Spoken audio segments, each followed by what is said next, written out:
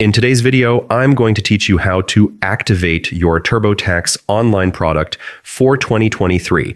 This step-by-step guide will make it easy to get started, whether you're experienced or completely new to TurboTax. First, visit the official TurboTax website.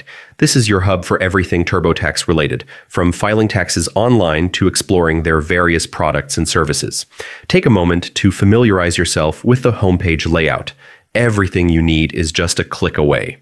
Next, locate the Sign Up button, usually prominently displayed for new users. Click it to start the registration process.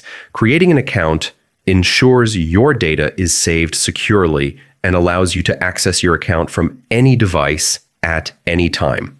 You'll then enter your essential details, including your email address and a strong, unique password to protect your personal and financial information. Double-check your entries to avoid errors that could complicate future logins. Once complete, click on Create an Intuit account. This isn't just for TurboTax. It gives you access to all Intuit products, including QuickBooks and Mint.